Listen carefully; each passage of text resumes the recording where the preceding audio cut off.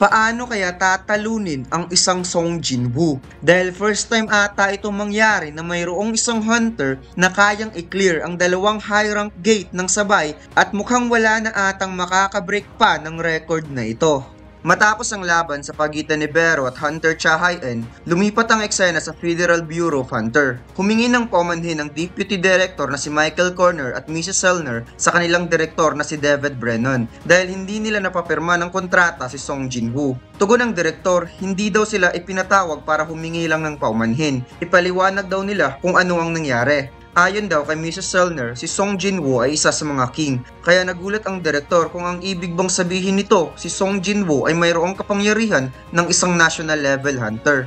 Sinabi ni Mrs. Selner, ang kapangyarihan ng isang awakener ay nanggaling sa kabilang side at minsan ang kapangyarihan na ito ay napakalakas to the point na natatakpan ng Brilliant of Light at yun ang tinatawag niyang king. Subalit sa case ni Song Jinwoo, wala itong koneksyon sa liwanag. Instead, kadiliman ang nasa loob nito. Nung tiningnan daw niya ang mga mata nito, ang darkness sa loob ni Jinwoo ay tumingin din sa kanya. Tugon ng direktor kung ang ibig bang sabihin ni Mrs. Selner na si Jinwoo ay isang evil. Sagot ni Mrs. Selner, hindi daw siya makikipagtalo kung si Jinwoo ay isang masama or mabuti. Ang ibig lang niyang sabihin, ang kanyang kapangyarihan ay nanggaling sa kadiliman. Si Jinwoo daw ay hindi hiniram ang kanyang kapangyarihan sa kung kahit saan dahil hindi ito nanggaling sa liwanag. Instead, galing ito sa kadiliman at ang kapangyarihan na ito ay walang limitasyon. Nagpasalamat ang direktor kay Mrs. Selner at inaya niya ang deputy na pumunta sa floor B24. Tugon ng direktor na hindi nila magagamit ang kapangyarihan ni Mrs. Selner kaya gagawa sila ng ibang paraan at tinanong niya kung naaalala ba ng deputy ang unang S-rank gate. Wika ng deputy, hindi daw niya makakalimutan ang nakakatakot na dungeon break sa western part ng US. Dahil tinipon ng US ang pinakamalakas na hunter sa buong mundo at nag-offer ng malaking reward upang patayin ang napakalakas na Flame Dragon Kamish, ang nag-iisang beast na nagmassacre sa hindi mabilang na top class hunter. Ngunit 5 S-rank hunter lamang ang nakasurvive. Pagkatapos ang 5 S-rank hunter binigyan ng authority bilang equal ng isang bansa, kaya dito na nagsimula ang national level hunter. Wika ng direktor, ang malaking horror na nangyari noon ay mayroon itong maliit na gift, ang Runestone ng Kamish Corps. At 8 years nang nakalipas mula noong nangyari ang Kamish Raid. Wala dang mage sa 5 S-rank hunter na nakasurvive kaya ang Runestone na ito ay naghihintay lamang ng tamang mage na magmamay-ari sa kanya. At ipinakita ang buto ng Dragon Kamish ay nasa likod lang pala ng Runestone at ito daw ang pinakamalaking treasure sa bansa ng US. Pagkatapos lumipat ang eksena kung saan tumingin si Jinwoo sa salamin. Wika ng ating bida, tumangkad na daw siya at mayroong magandang katawan, ngunit hindi niya alam kung gwapo nga ba talaga siya or isa lang siyang average. Lumabas si Jinwoo sa kanyang kwarto at tinawag niya si Jin-ah at tinanong niya kung ano daw ang kanyang hitsura bilang isang lalaki. Nagtataka si Jin-ah at sinabing saan mo nakuha ang tiwala sa iyong sarili at para daw sa kanya mukha daw mababang uri itong si Jinwoo. Sagot ng ating bida, okay, maraming salamat sa layunin mong opinyon. Sinabi ni Jinwoo na tumigil nakakasipa itong si Jin-ah dahil mayroon siyang S-rank hunter na katawan, baka mabalian pa ito ng paa, kaya gamitin daw ang utak minsan. Kaya napawat si Jin-ah dahil siya daw ang pinakamatalino sa kanilang klase. Humingi ng opinyon si Jinwoo patungkol sa pangalan ng kanilang guild na Solo Play Guild. Tugon ni Jin-ah, napaka-weird daw ng pangalan. Ang kapangyarihan daw ni Jinwoo ay mag-summon ng Shadow Soldier. Technically, hindi daw ito solo. Kaya napagtanto ni Jinwoo na may point naman si Jin-ah at nagsuggest si Jin-ah paano kung Ajin Guild. Dahil ang ibig sabihin ng A is I at ang Jin naman is to, meaning go forward. At yan daw ang baliktad ng kanyang pangalan. Sagot ni Jinwoo, hindi na masama. Samantalang si Cha Hae-in nainis sa kanyang sarili dahil palagi niyang naiisip si Jinwoo at hindi siya makatulog. Nainis siya dahil sinabi niya kay Jinwoo ang kanyang nararamdaman na may gusto siya nito at basically parang siya pa ang nag-confess at mas lalo daw hindi siya pasasalihin sa guild dahil napaka-invalid ng kanyang reason. Kaya sumigaw si Cha Hae-in sa sobrang inis sa kanyang sarili dahil iisipin daw ni Jinwoo na nababaliw na siya. Ngunit biglang tumaas ang confidence ni Cha Hae-in dahil iniligtas daw ni Jinwoo ang kanyang buhay. Syempre nagka-interest daw din ito sa kanya, kaya okay lang. Ngunit bigla na namang tinuyo ang utak ni Cha Hae-in dahil hindi daw ito okay. Hanggang sa umusok na naman siya kakaisip ni Jinwoo at bigla niyang na-realize technically kaya siya nabuhay dahil sa healing ability ni Min Byung-go. Naalala ni Cha Hae-in ang sinabi ni Min Byung-go patungkol kay Jinwoo. Gustong sabihin ni Min Byung-go na sabihin ni Cha Hae-in kay Jinwoo na mag-ingat ito sa kanyang kapangyarihan. Kaya nagulat si Cha Hae-in dahil ngayon lang niya naaalala ang lahat. Sobrang ganda talaga ng 6eye Gojo t-shirt design natin mga lods at sobrang dami nang nag-order nito. Sino ba naman ang hindi gustong mag-order sa sobrang angas ni Gojo? At mayroon tayong bagong t-shirt design na i-release this month. Jujutsu Kaisen, Gojo X Sukuna at One Piece Sun God Nika. Kaya sa mga gustong mag-order, check nyo na lang ang link sa description o comment section. Lumipat ang eksena sa Night Guild. Napag-usapan ni Yuntae at Jungso ang gate na lumitaw kahapon, hindi daw ito ibinigay sa kanila dahil masyado daw mataas ang measurement ng energy waves compare sa average na A-rank gate.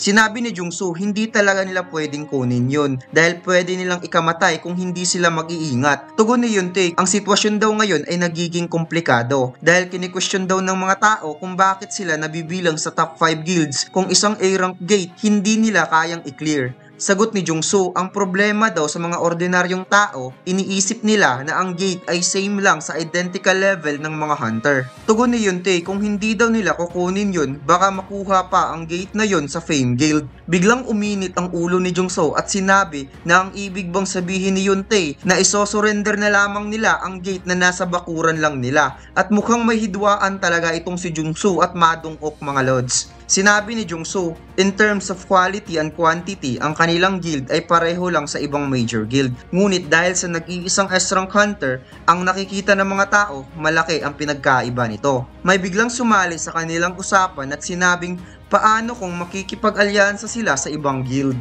Siya si Jong Yerem, ang A-rank healer ng Night Guild. Sagot ni Jungso, sa tingin mo papayag kaya ang ibang guild na makipag-alyansa sa kanila? Iisipin lang ng ibang guild na nangangailangan sila ng tulong. Tugon ni Yerem, mahirap daw dalhin ang buong guild. Paano kung makikipag-alyansa sila kay Song Jinwoo? Sinabi ni Jungso na masisira daw ang kanyang puri kung makikipagtulungan siya sa ibang major guild. Ngunit kung makakatrabaho niya si Song Jinwoo ay isang paghanga daw ito sa kanyang sarili. Naisip ni Yuntae na kukontakin na niya si Jinwoo ngayon din. Sagot ni Jungso, huwag mo nang kunin ang cellphone mo dahil bibisita tayo.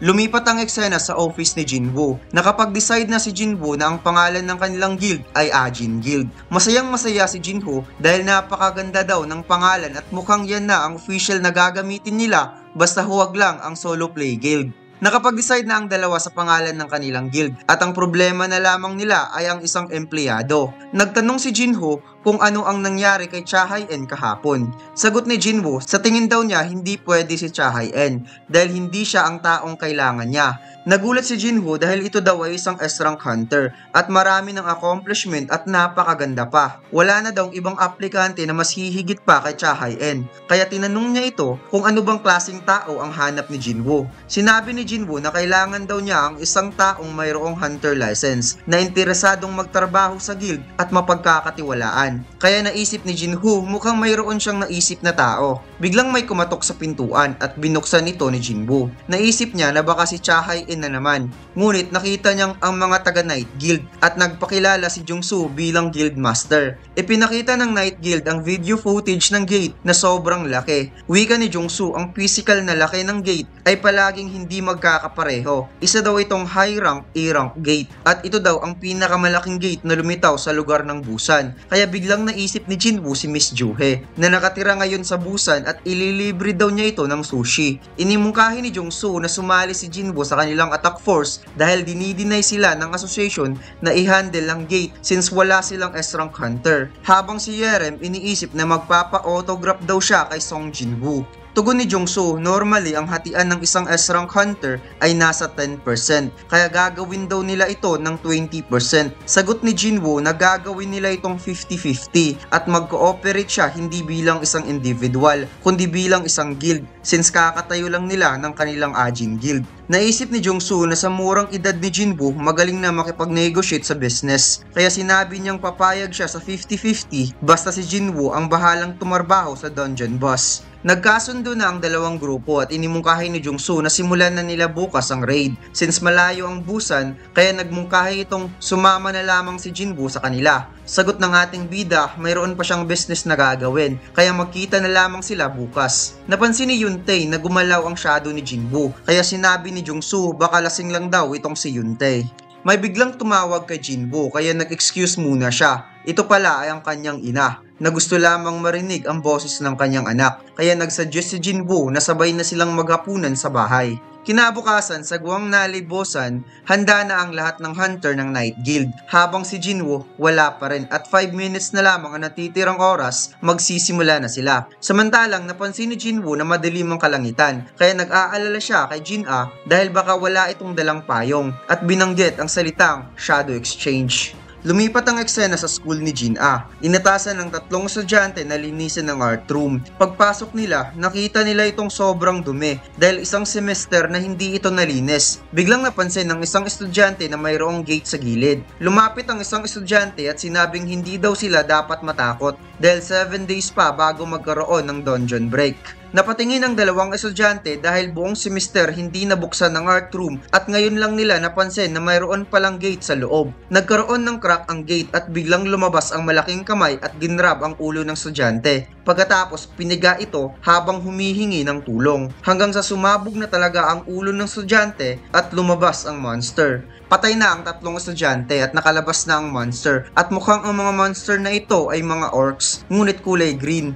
Maybe ito yung average na orc since yung kulay red ay tinatawag nilang high orcs. Naramdaman ng mga orcs na puro mga biktima ang nandito. Wala man lang silang na-sense na isang malakas na kalaban at mukhang kakaiba daw ang castle ng mga tao dahil medyo complex ang pagkagawa. Kaya nakapag-decide ang mga ito na tawagin ang kanilang mga brothers upang i-massacre ang lahat na nandito at nang mapasa kanila ang castle. Napansin ng mga estudyante na mayroong kakaibang lumabas sa art room at bigla itong lumapit sa kanila at nagsagawa ng atake. Samantalang dumating na si Jinwoo sa Busan at napansin niyang mas malaki daw ang gate sa personal at nakita din niya ang collective team at mining team ng Night Guild. Napansin niya ang bilang ng mga hunter. Mayroon itong 13 A rank at 20 B rank hunter na magpa-participate sa raid at inaasahan niya talaga ito sa guild na may napakadaming A rank hunter. Biglang dinumog si Jinwoo ng mga hunter dahil na-amaze daw sila sa Jeju Island raid at tinanong siya kung siya ba ang magli-lead sa raid na ito. Biglang may pumagitna na hunter dahil nakaramdam daw ng awkward si Jinwoo at nagpakilala ang main healer ng Night Guild na si Jong Yerem. Babae pala ito mga lods, may bundok sa dibdib. Akala ko talaga lalaki. Nagkita na si Jung-soo at Jinwoo. Ipinaliwanag ni Jung-soo na siya ang magsisilbing leader ng raid at si Jinwoo ay nasa likod lamang, in charge ng kanilang safety. Napatanong ang isang member ng Night Guild kung ganun nga ba sila ka-weak dahil kailangan pa nila ng proteksyon. Tugon naman ni Yoon-tae kung mukha bang weak sa tingin ni Jinwoo ang mga elite member ng Night Guild at nagparinig pa ito sa kanyang mga seniors na mas malakas daw siya kaysa sa mga ito. Napadako si Jung-soo at sinabi kay Jinwoo na ganito talaga minsan ang atmosphere ng kanilang guild. May pagagatsi minsan ang attitude. Sagot ng ating bida, ibig sabihin mataas ang kanilang confidence. Napansin ni Jung-soo ang oras kaya kaagad nang pumasok ang lahat sa gate. Lumipat ang eksena sa Hunter Emergency Call Center. Tumawag ang isang estudyante at ipinaalam na mayroong monster sa kanilang school kaya napagtanto ng agent na nagkaroon ng dungeon break sa loob ng school.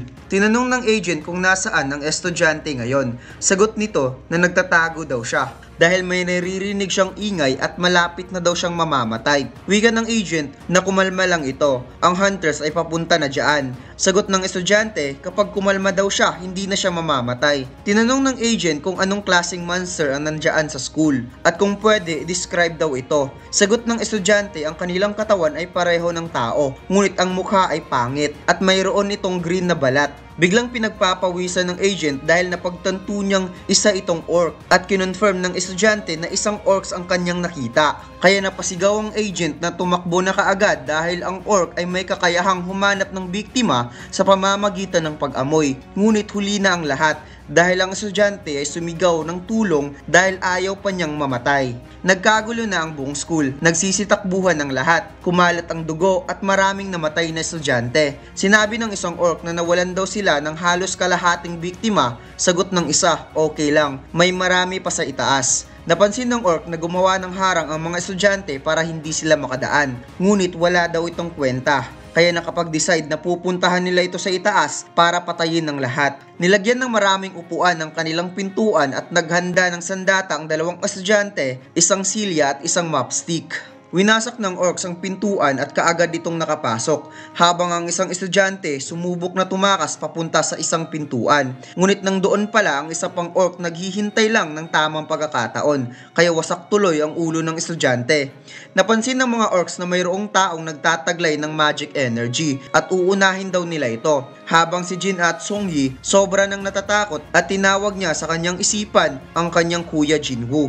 Lumakas ang loob ni Songyi dahil kahit isa daw siyang E-rank hunter, susubukan niyang lumaban, ngunit pinipigilan ito ni Jin-a. At napansin ng High Orcs na ang hinihinalaan nilang taong may magic energy ay mas mataas pala ang magic energy ang nasa tabi nito. Nagsagawa ng atake ang Orcs gamit ang palakol, kaya napapikit na lamang ang mga mata ng dalawang estudyante habang nanginginig sa takot. Ngunit napansin ni Jin-a na parang walang nangyari, kaya sa pagbukas ng kanyang mga mata, nakita niyang nagawang mapigilan ng shadow ni Jinwoo ang pag-atake ng orcs, kaya napagtanto niyang si Jinwoo ay nandito na. Sinuntok ng Shadow High Orc ang orcs at sobrang lakas nito dahil tumilapon ito at tumagos pa sa rooftop. Nagulat ang isang orc kung bakit mayroong lumitaw ng 3 orcs at pinoprotektahan pa ang mga tao. At dito lang nagtatapos ang ating kwento mga lods. Huwag mo sanang kalimutang mag-like, comment at mag-subscribe sa ating YouTube channel at mag-follow sa ating Facebook page. Salamat!